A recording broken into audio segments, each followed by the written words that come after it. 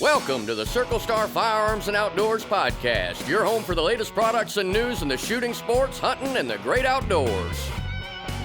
And now, here are your hosts, Jake Cawthon and Jason Westmoreland. Hey, everybody.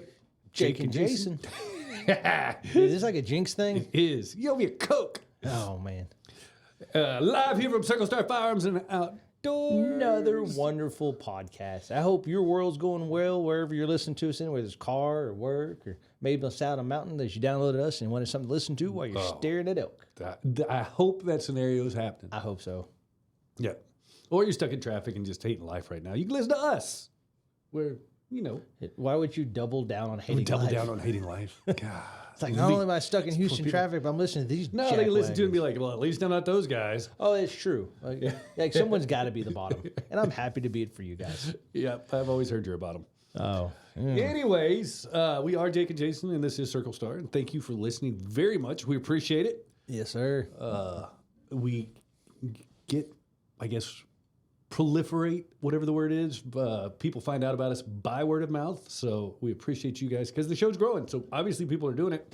If you get a chance to hit the like and share button on wherever That's you're how we looking at continue it. to grow. Yeah, that's how we get bigger and bigger. And the bigger we get, the cooler guests we get because they think it's worth coming to. And today we decided we've got guests coming on the next couple of shows, but we decided on this one. We haven't one done with just Jake and I and kind of give you what we've been up to. And it's the 1st of August. There's a lot happening. It's crunch time. So we've got a lot of stuff happening in our world. It's T minus 10, right? So it's crazy. It's about in this industry, we go from the 2 or 3 worst months you could imagine. just staring at the door like where did everybody hating go? life because where we're at in Texas. For one, it's summer. People are on summer vacations and stuff like that. But it's so damn hot. Nobody wants to go out and shoot. I was at the gym last night while the kids were at church. Lies. No, absolutely true. I'm carrying a little winter weight, or I'm carrying last year's winter weight. Were you I'm at the trying to slim gym? down a Were you little bit. staring, looking through the window, eating a donut, watching everybody work out? Sounds like me. That's what I would But do. I'm sitting on the treadmill, rocking it out, and I was watching the news, and I didn't stay up this late, so I'm going to take the weatherman's word on it. But the heat index last night was supposed to have never dripped below 90 degrees. Oh my God. So I I mean, believe it. 2, 3 a.m. still feels like 90. That's So- just miserable. So just while it's on the topic, has your wife told me what my kid's favorite thing to do? How he trolls her in the mornings. So when I take him to play care, I've heard this. his favorite thing to do because Becca and her friend are normally on their walk, jog, whatever you call it. They walk a lot, and inevitably we're going to pass them as we're going into town. They're getting to be like little old women to where there's a little group that meets up in downtown Anderson every morning, Yeah. and then there's a loop. yeah. They got like a They look 2-mile like loop, little- but it's gossip. That's exactly Oh, what this absolutely. is. So my 8-year-old now, he turned 8 this weekend. His favorite thing to do is to roll the window down, and because we always stop at the donut shop, and he'll hang a donut. He'll like put it out the window, and we'll roll past, and he's just waving it at him. That's hey, you guys awesome. want a donut? Anybody want a donut? And they yell bad words at him, and we roll on. But he thinks it's hilarious. Oh, that's good. So, but we're back. Wow, that's some reverb. But we're getting to the busy season now. So we're 3 weeks away from dove season. Which I'm excited about. It's crunch time. And that's fun for me because I'm every friend of mine that is a good friend, and some that aren't like necessarily like that tier start calling out of the woodworks. Hey, I know you work with dogs. You think you can make my dog do some stuff? Nice. I'm like, have you worked with them since the end of dove season last year? Well, not really. I'm like, well, it's the dog version of you've had 2 years for this Caribbean vacation, and you're going to get like bikini ready for it, and then deciding 3 days ahead of time, like you're start doing some crunches. You're like, I'm sure this will work out. And if you haven't worked your dog, I mean, it's time to knock a lot of rust off quick. I love dove hunting. Just hanging out, the camaraderie. But hopefully, about that time, we normally get that first little cold front. Yep. And we damn sure need it. We're looking forward to it. See, and then right there with it, you got early teal, which gets you out in Which the I've marsh. already seen a couple birds flying around. So have that's too. cool. Unfortunately, talk about the weather. A pretty decent cold front stalled across the Red River for us, which should be the first good push of teal into Texas. But I was dog training the other morning, just right here in Anderson, and they're not Chuck Norris's birds, and they're not Rodney Floyd's birds, but somewhere about 50 Canadas showed up right there's right a on ton. top of me. There's a ton. They're all over the place. I've got them both at my house and out at the But not ranch. I haven't had. I know there's some little ones, but I haven't seen a there's flock there's this a big. flock. Oh, okay, it may be the same birds. Then. And then they're off of. Oh no, these are different birds. Okay. Then off Highway 6 there's a big pond to your right before you like get into like Santa's Wonderland or all that. Oh yeah. That It's- Nantucket it's area. Just, It's got a couple hundred geese on it, so they're in from somewhere. It's just wild. Mm-hmm. But so we've got that going for us, and then after that, man, we got the holidays, deer hunting, all the other seasons. So we're about to get into our. We go from 0 to 60 real quick. I got to put in for my last draw today. It's a seven day open window to put in for it. South Dakota Tundra Swan. Good luck. When is that? It starts in like a month and goes through like You think the end of October. you think you're gonna get another week off? Oh no! I'm gonna try to figure out like a 2-day thing. I've got Boogie up there now. I've got it inside. I'll be able to fly in, kill a swan, go home. Why do you want to kill a poor swan? It's a swan. They're beautiful. I'm checking off the North America. Was it 52? All the waterfowl and the swans on it. Man, where are you going to go from there? And then I want a swan in the store because every time I get slow, I'll be like, "Stop looking at me, swan!" You just go down to the next level. All the American songbirds. Oh yeah, We just they're just one at a go time, out sir. after all of them. Be like Byron K. Get all the turkeys except the South American. Because it's not a real turkey It's somehow. Not a real Because turkey. it doesn't gobble, According to him, according to him. but he wants one now. Cool. What else is new around here? Oh yeah, we're getting ready for an elk hunt. Oh, that thing. Oh man, we are 3 weeks. We're less than 3 weeks out. So we're going to be crawling around in the mountains starting September 1st and, until we kill an elk, which is hopefully everything works out the way we want it September to. 2nd. September 2nd. This is by far the most planning, I guess, that has gone into an elk trip that we've had, just because we're doing it with a guide outfitter that, like, I don't know. We like doing the DIY hunts, but we also like killing So stuff. the hard part about that is we really like the DIYs, and I'm sure we're going to get back to it. But Yeah. we've had it starts to hurt a little more every time you come back, and then for like the next couple months, you're like, "Well, did you kill an elk?" No, but we had a really good time. Had a great time. We got close. We worked in. We got caught. I mean, you get like- the it's- stories.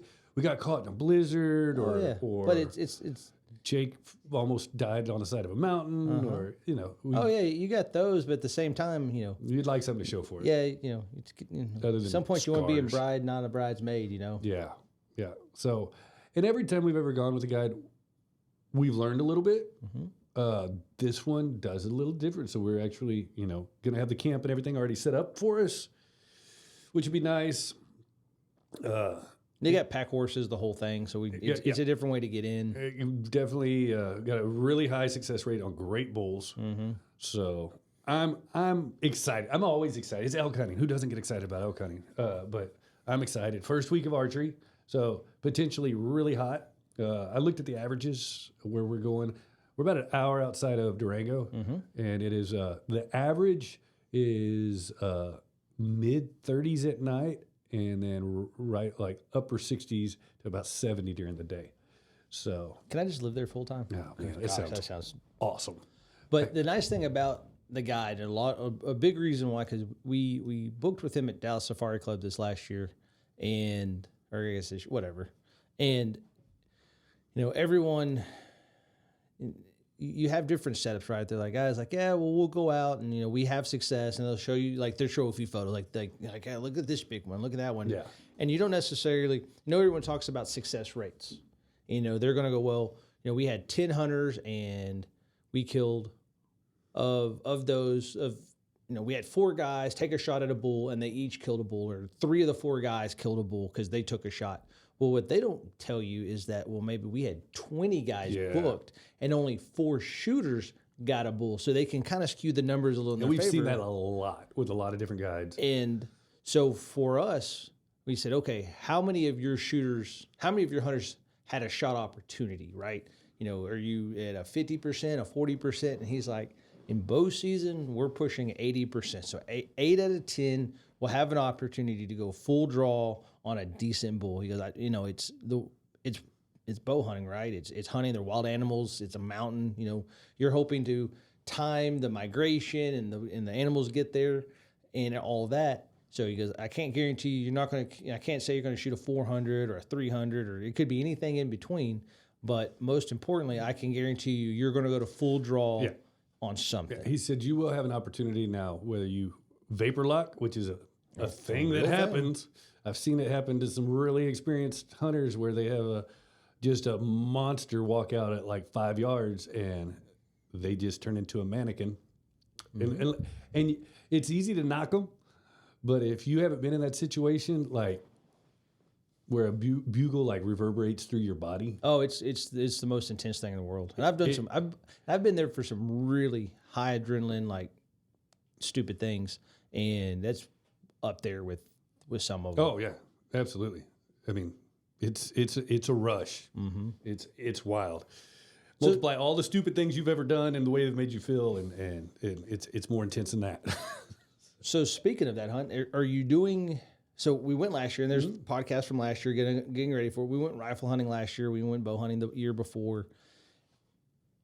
Have you done anything different? Have you prepared different this time? So I have a little bit myself. I know I'm aging. So as far as my workout routine and everything else, I've changed it. So you're not using the power lift chair to get up anymore? I basically took the little bit of joy I had in my life besides hunting, and I removed it. So cut alcohol out of the diet, cut nicotine out of the diet, really stepped up the cardio. So now I'm doing laps in a pool twice a week just to try to get the lungs built up, because we've already figured out you can only do so much training. Once you get in altitude, man, it's a game changer.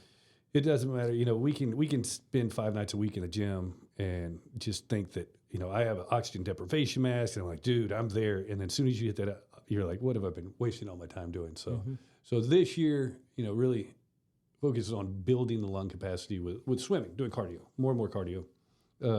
Is my big thing. As far as my archery setup and everything, really not changing anything. I am doing one little tweak, and it's a tiny, tiny tweak. I'm just adding one more pin to my sights, just because, I want to have a 60-yard sight. Mm-hmm. That just in case. And that 60-yard sight is not for me to make my first shot. I want 50 and in, preferably 40 and in, but I'm really comfortable making a 50-yard shot. I can keep a good softball size pattern, about 5 inches at 50 yards. I don't want to go further than that, but the scenario is, and it's a real scenario, a cleanup scenario, right? To where you wound an animal and 60 yards is as close as you can get to it again, and you need to fling another arrow. Mm-hmm. So that's what that's really for us, is just in case, God forbid, that scenario comes to fruition, I'd be prepared for it. But that's it. See, I've changed a little bit, right? So it's been 2 years now since we last went archery hunting for an elk, and post whatever the last archery trip we did, I changed stuff. There was things about my setup I just didn't like. I wasn't getting the speed. I wasn't getting the arc. It was too arcy. If that makes sense. Yeah, I went a little flatter. So I came back from Montana, and I went down to the bow shop, and I was like, hey, this is what I'm trying to do. The first time I had some arrows, and I was like, I decided not to be cheap. Yep. And I went out and I bought, the 4mm match arrows. So they're thinner, they're lighter, they're stronger.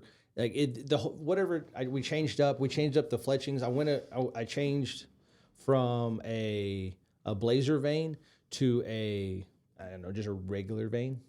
They're about, 3 inches long or so. Yep. But because of that, we were able to put that helical in it. And I changed broadheads. And whatever I changed in my setup, my bow was like, thank God. Really? It shoots 50 yards out. It's like throwing just a frozen rope. Wow. It's right there. It's flying so much better. My grouping is better. So that was 2 years ago, and I hunted last year with it, shot some deer and shot some pigs with it. So I know my setup is good, like majority wise. The biggest thing that I changed this year, just preparation wise, because when I'm bow hunting around here, I'm in a tree stand, and I'm just to a point now that I think whitetail are just dumb. Like they're just different than like some of these other animals. Okay. They're a little more forgiving. I disagree with you. I think archery hunting for whitetail is probably the most sporting sport I've ever done, because you do have to get them so close. It can be a little different if you got a pattern out at a feeder and you're hunting with a rifle. And maybe what I'm talking about is because I'm a big elevated tree stand, or one of my blinds is big enough that I can stand and draw in, and so it's not quite like being just on the ground. And maybe that's the comparison I'm trying to make. But what I found out when I was in Montana last time that I really needed to focus on, and this is what I have been focusing on, is it's so easy to walk out into the backyard, grab my bow, grab my arrows, I'm gonna go sling, for 15, 20 minutes, because forgot a little free time in my day. But I'm making sure to go ahead and put on my bino harness, work around it, and shoot from, sitting down, shooting on one knee, shooting on both knees, drawing from some of these, maybe I'll have as much room, so I can't do that big down and out. So I'm having to sit there and draw from like more of a compact seated position, just because that, we were sitting on a wallow, you bugle or you cow call, and he comes just crashing in, right? And you don't have time to. Good times. Yeah, you're not as idealistic, like if you're sitting there just shooting, just for fun in the backyard. And then the biggest one, like a year ago, I was cruising through Facebook, you're just scrolling, and I was on Instagram, and somebody, Cameron Haynes maybe, somebody like that, some Instagram influencer, had a podcast, and he was talking with a coach for the Olympic team or an Olympic team, right? And he talks about is that, and this was true through this last Olympics, that and it made a difference for me, maybe not everybody, but the difference in the way the eye operates when you close one. You get monovision versus stereo vision. The reason, and a lot of it is the reason why our eyes are set up the way they are, is that we take two images and make them into one, and that's how we get depth perception. And when you draw back and you close one eye, you essentially lose that depth perception. And you change the way your brain is processing the image. And so what happens is that if you can, and this worked out for me, and I don't know if it's the placebo effect or if it truly worked, but my groups will open up by about a third when I close my left eye, because I'm right eye dominant, versus if I draw back and I'm looking at my target and I keep both eyes open, and I can still see my target just fine. It's kind of like shooting a red dot on a rifle. I still see my target just fine. I got a wider field of view. I can see everything perfect. My pins, my peep, my exactly where I'm aiming. But with both eyes open, I will shoot a third tighter group, because of you get an improved depth perception is the whole theory behind it. And that's my biggest thing this year, is trying just to get you more comfortable with drawing back and shooting with both eyes open. And I'm trying to I do this at the very end of my shooting session, as I know I'm starting to lose form. Maybe as I'm slapping my release, or I'm hitting the release and coming down, just, I'm kind of short stroking it just a bit. The moment I start realizing that I am losing form, I'll start counting to 10 or 15 in my head and making myself hold that, just in case, I was set up a couple years ago that waiting for that bull to step out from behind that little juniper tree. I was at full draw for 30 seconds and making sure that I'm comfortable back there, holding it, wiggling it, get to where I'm uncomfortable, and then I'll release, and trying to make sure I start getting comfortable with being uncomfortable. There you go. That's the way to do it, man. So another little thing I throw in there too is, and I've, blessing and a curse, when I was younger, my father wouldn't let me get a bow. Well, I could have put it on there, but he wouldn't let me get sights, any type of sights from a bow, until I killed my first deer without them. And so that helped a lot with, I guess, your, just your muscle memory, your natural when you pull, like you do with a recurve. It's That instinctive It's all shooting. instinctive. So I try not to get too techy. I've always shot with both eyes open. And I don't know if I was taught that or I'm sure I've read a magazine when I was a kid or something that had me doing that. I just remember always doing it. But I could see how, definitely with one eye, I could see how you'd want to, thinking through a peep sight, you're just supposed to, keep one eye open, but definitely see how it could throw you off. But my other thing that I like to do, same with you, I do different stations in the yard, and I'll try to, not hit my wife's car or stuff like that. But I move around the yard and get at different elevations. I have a Conex container and a ladder I can get up and fling from and get down low. But I try to get my cardio up. And so I do, a lap around the yard or something and then come back to it. Used to simulate, being stressed or, just being overwhelmed like the situation gets.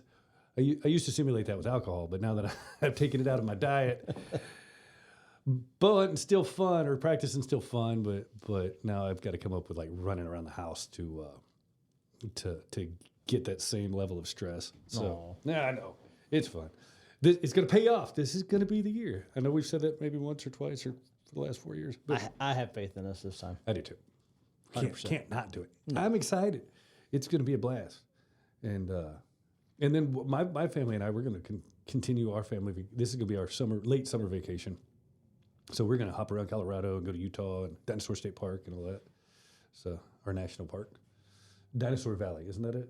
Dinosaur Valley. Dinosaur Monument State Whatever. Historical Area. Or no, National Historical Area, NHA. It has dinosaur bones. It's cool. It is cool. That's where we're going to We go. found it by accident. Well, it's in a book, but we kind of found it on accident several years ago on a road trip. We were cutting back from Yellowstone, going home, and actually going down like Roswell and Carlsbad Caverns and stuff.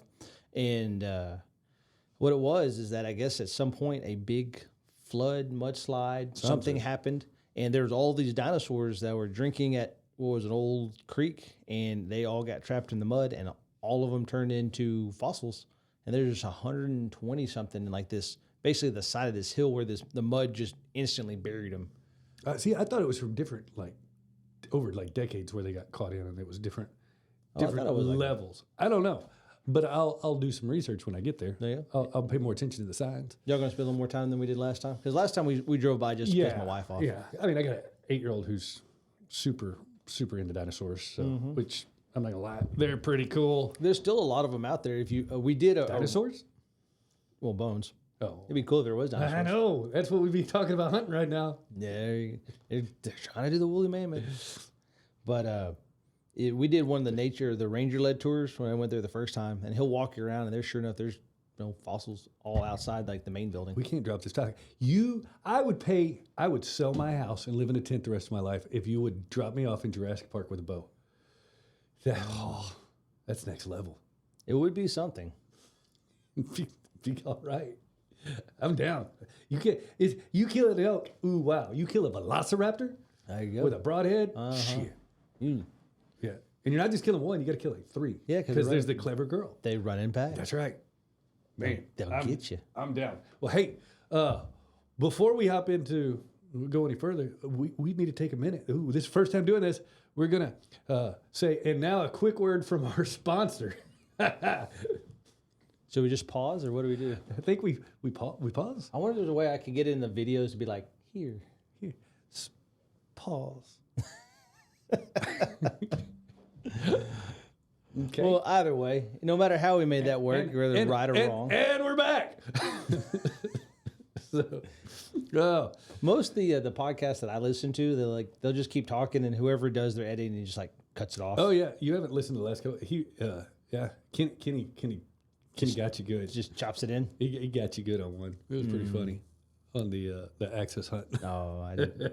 I tried to forget about that as much as possible. I know. Ooh, I got a picture. Yeah, I'm sure you did too, of your Axis. Mm-hmm. Like just the skull. Did you see it? Oh no, Wow. I haven't seen it since the day I shot it. Wow. Like, yeah, he was entering it into the Dallas Safari Club, but it's the equivalent of a 180-inch. That's what he told me. Whitetail, and It's incredible. It's probably the gnarliest axis I've ever seen. Really? Yeah. Oh my God. Yeah. Like it's just insane. Yeah, I have not seen it since they found it. I guess they sent me a picture of it. Yeah. It's a freaking beast. That's cool. It is. I want to get out there and try to get something with my bow. I know it's hard to. An axis with a bow is a challenge, and I don't need a monster, but if I would like one. Everybody would, right? Who wouldn't? But we'll see what the one Jake got, and we'll try to put it up on the. It's a monster. That's a stud. I get impressive fronts. Yeah, don't know if we can show it to the people on the YouTube. Somehow we haven't figured. We need it. Hey, if you live in the area and you're good at the video editing, yeah, you want to come in and make this show even better. I've got a lot of video for you. Yeah, his caudals are deep too. That's what's impressive. Yeah, I like the fact that skull's not you got to bleached. describe it because people are on the radio are listening on the podcast. So it's he used what 36-inch banes. It's a 6-point. It's a 3x3. 3x3, so standard. But he's got, if I had to guess, probably 18, 20-inch fronts, and his caudals are 12 or so, 12, 14 inches deep. It's a good-looking axis. Mm-hmm. Not too shabby. I do enjoy the fact he hasn't bleached the skull yet. It kind of looks a little like alienish, because the nose is kind of half-eaten. Yeah. Or it looks like a deadhead you found in the mountains. That does true. Bazinga. Cuts deep. I know. Cuts deep. Oh, all right. So gear. So we talked about the bow. I'll be honest with you. My pack's not really changing from Montana 2 months ago. Nope. I might not pack some of my heavy stuff. The only thing that I'm really shopping for this year is because I guess I got hot. I was trying to move around in the middle of the night. I burned a hole in my sleeping bag, so I need a new sleeping bag. You did burn a hole in your sleeping bag. But I mean, other than that, I mean, that's the fun thing about this, right? Is the first year's kind of the worst because there's so much. But as time goes along, you especially when you start buying good gear, this is what the main thing that I try to get across to a lot of folks is if you buy good from the get go, you don't have to buy good later. You've got good stuff, and it carries for a long time because I got great stuff. I got Jet Bull stuff. I have no complaints there. I've got great glass. I've got great rifles. I'm to the point now. I think I need to refresh my camo a little bit. I think they've just had a little too many seasons, and not that they're not working the way it is, but where the elastic around the cuffs and stuff would be, they're just a little floppy for my like. I don't like a big dangly sleeve. This is gonna be my last year, I think, of doing. Well, when I wear this camo out, so my camo is going to last several more years. I've had it 4 or 5 years. I figure I get another 4 or 5 out of it. But I've decided my next evolution is going to go back to my roots and do Army surplus. Just do old school camo. That's what I started with. I used to be lethal as a kid. I can make it work. And then my next evolution after that will be the old man flannel. Oh, I get behind the old man flannel because that brings everything in from miles. You get that red and black checkered flannel. You see that guy. He's about to kill. Just listen to what he says. Go where he goes. That's how you kill stuff. Yeah, it makes you invisible. And see, that's the hard part about this Western stuff is we chase so much of this. For me, the good camo is really more good materials versus the pattern because you've seen a huge pushback into solids becoming really popular, and especially in the duck hunting world, solids disappear so much faster than the camo prints because you're talking about like, depending on the camo, if you're running more of a marsh color, kind of yellow, and you go hunt timber, you just stick out. But you get something that's like brown or gray or olive drab, it kind of fits into everything. The earth tones kind of blend in. Kind of shadowy, right? Find shadowy colors. But you're absolutely right. If you can get something that just naturally kind of disappears into it, I think you're always better. The high-end camo comes with the high-end materials. You're just as warm, lighter, or especially for me, it's merino wool. Whether it's wet or dry, it's going to insulate just the same, and merino just dries super quick. Yeah. It's it pays in dividends, especially we've been cold, and we've been in situations where we got too cold, dangerously cold, and that was even. I'll never forget the night. Yeah, you will, because you don't wake up during the middle of the night. I'll never forget the night. That's true. Wake up and, he wakes up in the morning with 8 inches of snow on top of him. He's like, what happened? And I'm just like, I hate you. How? Yeah. How You do look like you- Jack Nicklaus from The Shining. Just Oh, yeah, in the corner, just shaking. Fun times, though. See, that's a good story. We didn't kill on that one. no. We almost died, but didn't kill. Always a good time though. Yeah, so this year will be fun. This year, we're not doing the tuna trip. We just had too much going on. I ruined it. Don't lie. You ruined it. I did. But I'm going to Missouri. I'm going to win that son of a bitch. Okay. That's the plan. That's the goal. I'll be honest. I just don't like your dogs. And I don't like you doing the dog thing anymore. I don't. It takes you away too much. I want you to get back into this. Like we got to start. Like I know you'll love archery, whitetail, if you give it a real chance. Like it's. I got to set you up with a scenario. You'll fall in love with it. I know you got burnt when you're a kid. Right. I give it to you. Yeah, same thing. Rifle hunting for whitetail is. Yeah. I'm not gonna say a gimme, It's not the same. but it's not that hard. Bird hunting. You get out there. You got your dog with you that you've trained up. You got to get your decoy set right. You got birds working. You're talking back and forth to them. It's involved. You're in it. And I've never been in that scenario. But I've never been on a bird hunt where like it's not some guy screaming at the top of his lungs at his dog, and I'm like trying to be serene, and they're like, ah, Oh, yeah. just screaming nonstop, and I'm like, I know a lot of those. this isn't fun. Like I didn't come out here in this peaceful setting to listen to you scream at a dog the entire morning. Whole pocket full of pebbles to get their And attention. then, you gotta be careful every time right before you shoot, because, if you try to get a follow-up shot, the dog's already in the water. Right. Yeah. It's maybe I just haven't had the right experience. Maybe. Wrong people. I had a great dog, Jazz. She washed out of training, but she was not great at trials, but just for a good all-around like dove dog. She hated dove just because of the tiny feathers. But just And most dogs do. That's not uncommon. yeah, she liked catching birds. She liked fetching. It was her thing, and she had a good eye. She could watch them fall down. She's pretty good at finding them. That was fun because there was no effort on my part other than taking a dog, like you said, hanging out with your buddy, and oh, here come the birds. So I get that part, the appeal of that. But man, yeah, every time I've ever gone, it's just a bunch of it's an old guy screaming at a dog. There's a lot of that. Yeah, Especially in the duck hunting. Yeah. Doves, everyone just partying, having a good time. that's what dove hunting's made for. And that's what makes it so exciting. And I've got high hopes for this dove season. And I've said that before, but for sure this year, and I don't know if it's a COVID thing or what it is, but I've seen a lot more animals here locally than I have seen in a long time. Dove being one of the species. I think it's because this is the wettest we've had in a while, and there's food. That's been the hard thing here is for this section of Texas. There's so much urban sprawl happening. The Katy Prairie's no more. Yeah.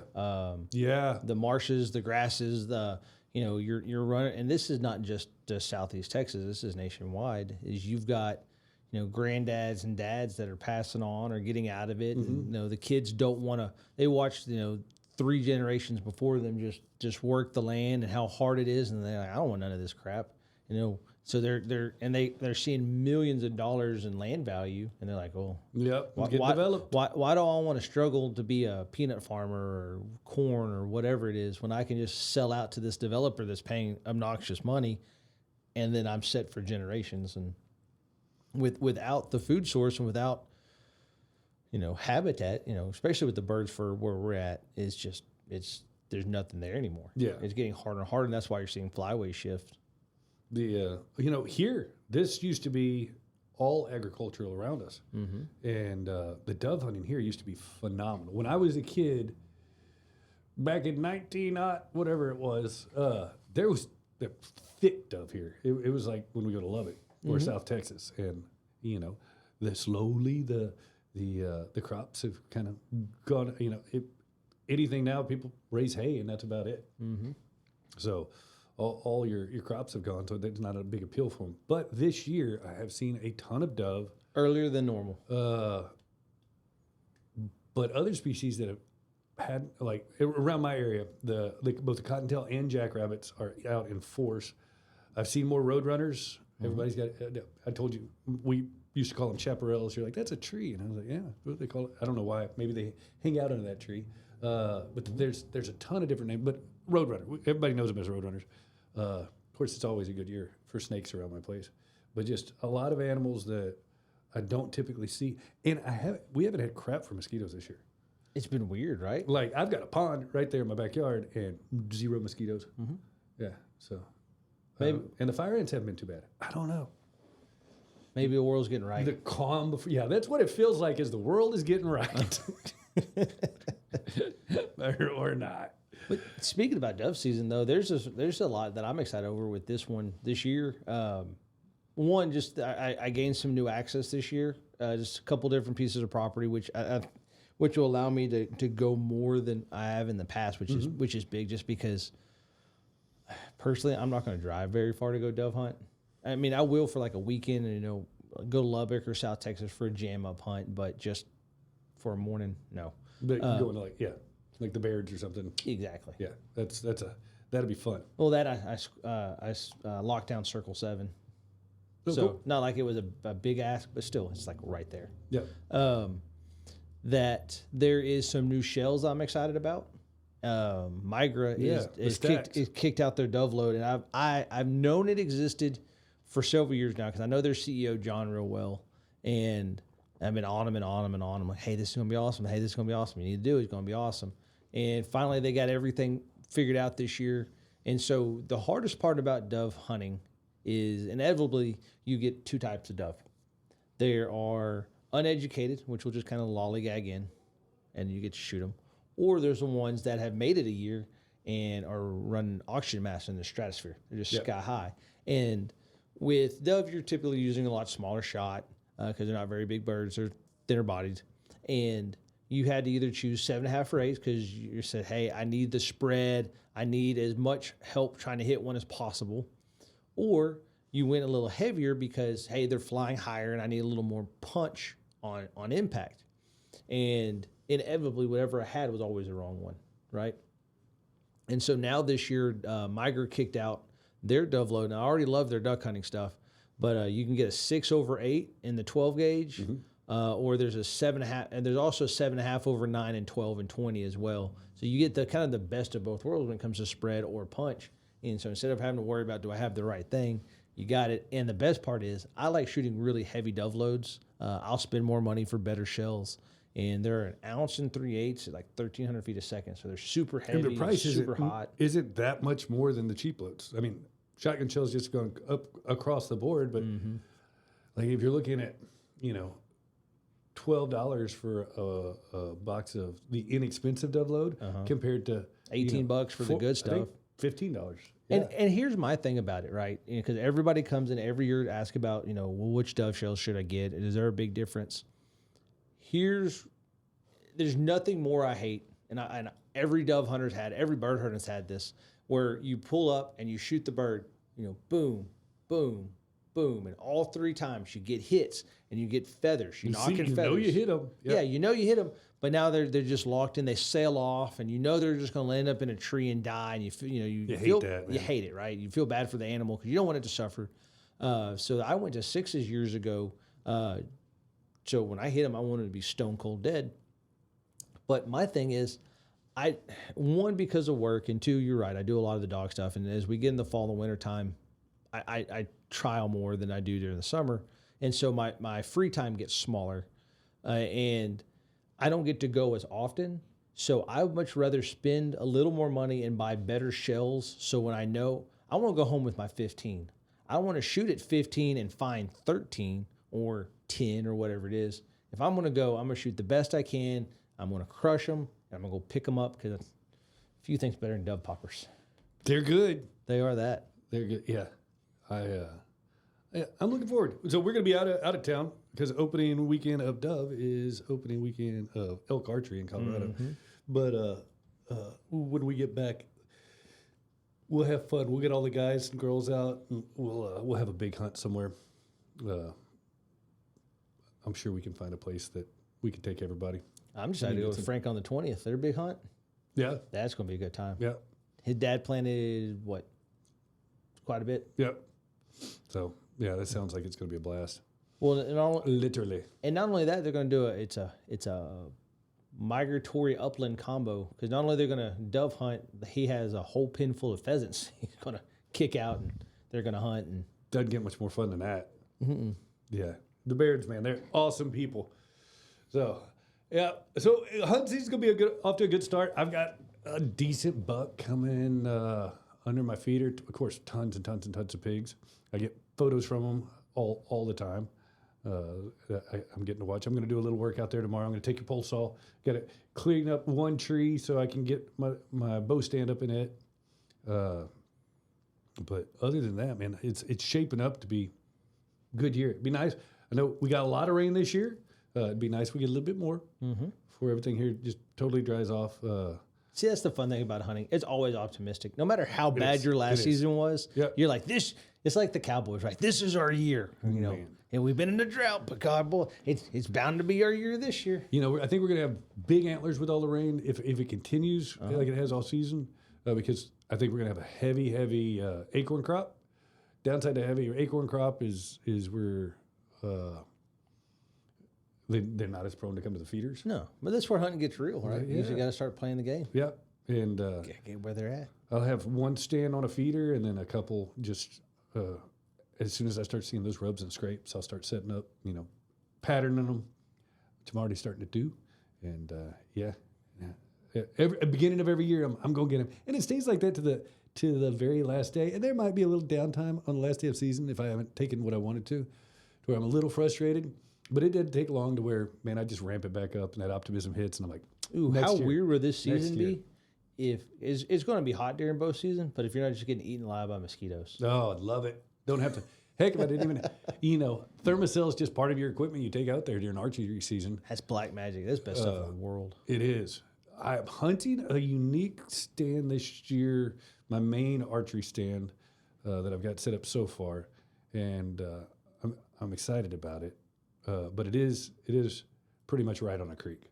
So if there are any mosquitoes to be found, they're going to find me. Because you're so delicious. Yeah, that's it. But I'm not as concealed as I like to be, for sure. I'm tucked back a little bit, but I like to be, on the interior of a tree, right up next to it with, branches going out from around me. Oak trees are great for that, to where I can make some little movements and kind of go with the wind back and forth, and I'm not going to attract a lot of attention. I always try to get high enough off, to where they're not catching my scent.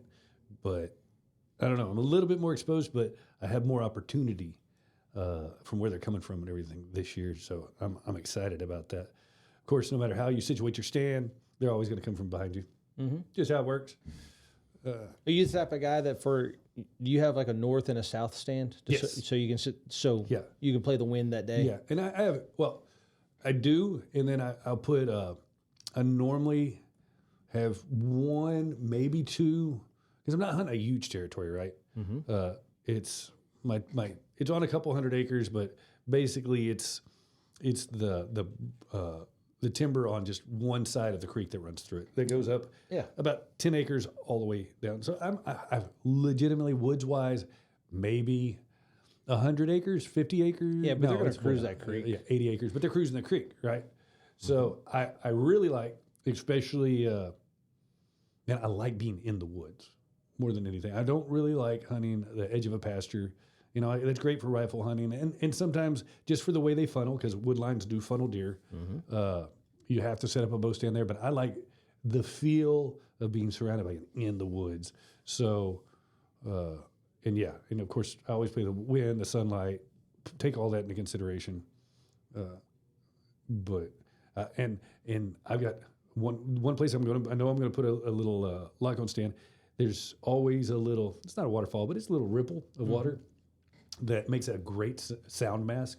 I mean, I might not be able to hear them coming as much, but They're not gonna hear you rustle around. rustling around, and my old knees popping and back cracking and everything while I'm trying to draw back a bow. I got you. And it's the same idea for me on the bird side. Let's see, kids start back to school this coming up week, so I have a little more free time during the day because they're somewhere and I'm not having to entertain them or they don't have some crap they got to go do.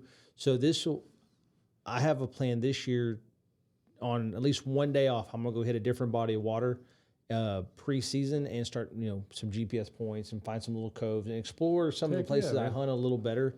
And then I've even been doing the same thing because my nephew is just shoot up with duck hunting and just being in the outdoors. It's fun. It's fun seeing him kind of hit his stride. He's just turned 17. He's kind of looking at it like a future in it possibly. And I've promised him a couple good hunts. So I've been scouting some places up in Oklahoma, see if I can get him on a good greenhead hunt or something. And so I might even take a couple days and just run around my days off and jet up to Oklahoma. And there's a couple lakes up there that I've e-scouted, but I want to see them in person. That way last thing you want is have to, make a run and you don't know exactly where you're going. I can just have a track on my GPS on the boat and right to it. Cool. Yeah. Hope y'all do good, man. It's duck hunting's fun. It's just not my jam. I'd rather be hunting quadrupeds. Big old deer. Yeah. Lots of horn. Mm-hmm. It's I'd rather be chasing elk. Good meat. Elk trumps everything. They're just so far away. I know. I tell you this though. That adds to it though, right? I do know as soon as I've made my mind up, as soon as I can get a good elk out of the way, it's caribou next. Every caribou hunt I watch, I'm like, it looks so much fun. It does. It's beautiful. Oh man, I don't know. After elk, more elk. Oh yeah, no, elk will stay there, but a target animal.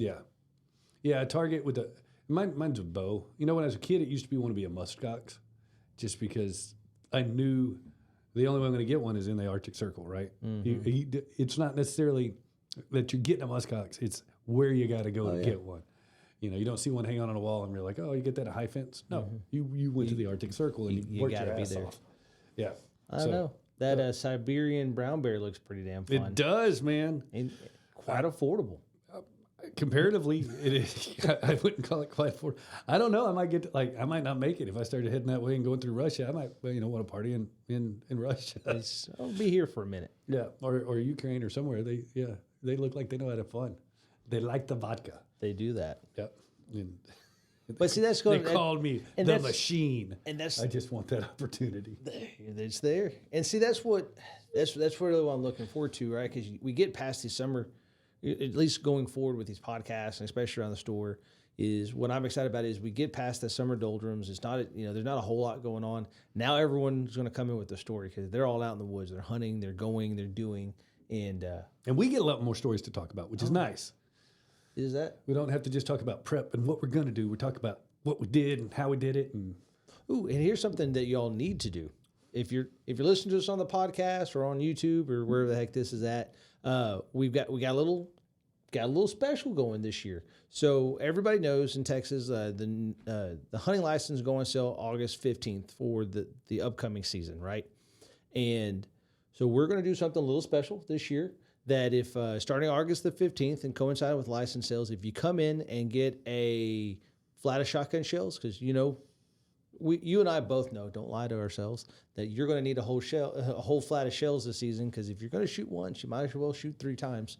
And Makes sense. For any flat of shells you get, we have a very limited number of 2024, 2025 hunting shirts made up that will be given out with a case of shells. So come in, you need your license anyways. You're going to need some shells. Get a free shirt on us, and a nice shirt too. It is cool. It's awesome. Long sleeve wicking. Yeah, it's the perfect hot weather Dove shirt. Are those shirts here? They're not here yet. Man, maybe tomorrow. Cool, very cool. Well, I'm in College Station tomorrow, so if I need to pick them up, I might be able to. There you go. But so come get a free shirt on us. They're limited. I didn't get a whole lot made.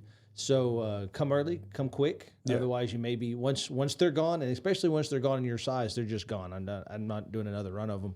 So come get what you need. Get ready for dove season. We've got everything. We've got shells and shotguns, and we got some mojos, and we got some stuff to kind of give you a leading edge. Yeah, and then our duck shells are here too, big bird shells. Mm-hmm. So once you most of them are on the back in pallets, but if you want to get ahead of the curve, because we have to order them a year in advance, and once they're gone, they're gone. They are, and they become very hard to find. I've got a neat idea. I'm going to try this dove season. I've been waiting this whole podcast to talk about it. Uh-oh. Guy came in the other day.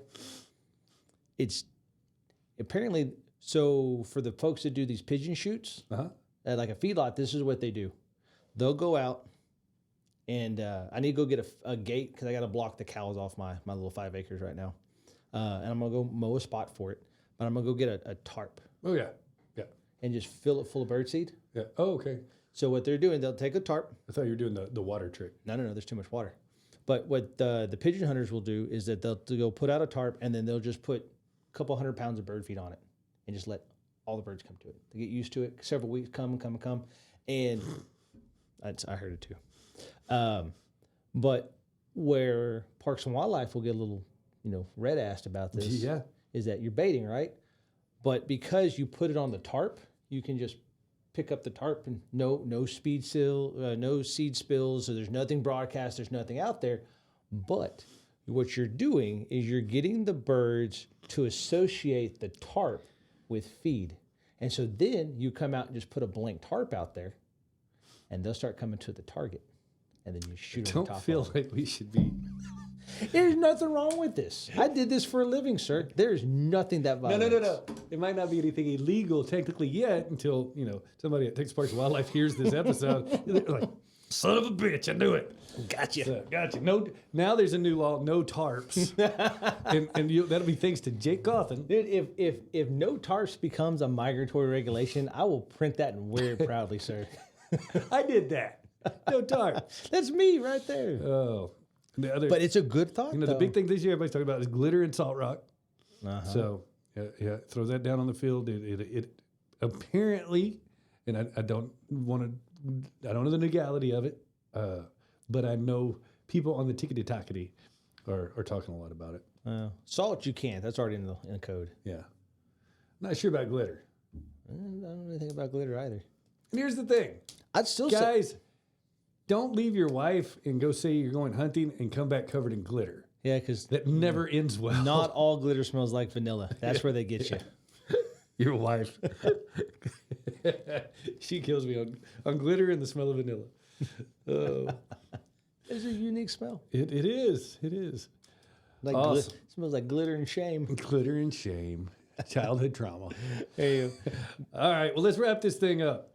guys, it's been a great time. Don't forget, like we said a minute ago, we have the special giveaway coming up ahead of the season. So come by, get your license, your shell. This was Jake's baby too. This is his idea. Oh, yeah. So y'all, if it sucks, we wind up with 90 T-shirts left. It's my fault. I have to wear. That's all I'm going to wear now. I have a whole bunch of these special Ooh, I like shirts. that. If you have any left, I have to wear them all at the same time. Yes. No, you got to wear it no matter what size it is. Yeah. If it's a 4X, you get to wear it. If it's a kid small, I want to see you try. Oh, Richard, why are you fat guy in a little shirt.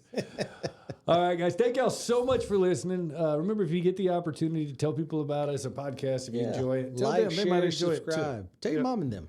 Yeah, and come by. If you get the chance, come by and say hi to us in the store, man. We're just as goofy in the store as we are on here, if not more so. Probably more so. Yeah, probably more so.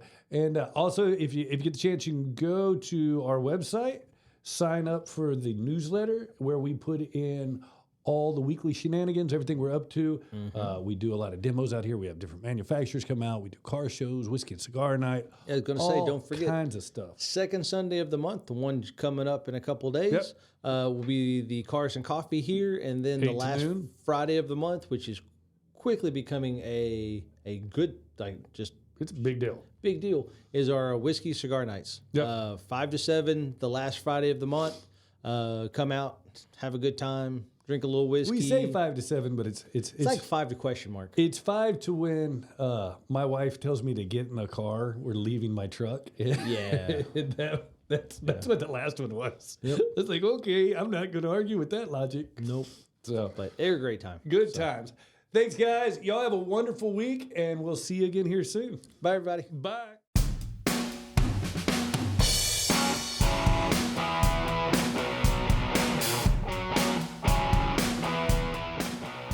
You've been listening to the Circle Star Firearms and Outdoors podcast with your hosts Jake Cawthon and Jason Westmoreland. Be sure and subscribe so you don't miss any episodes.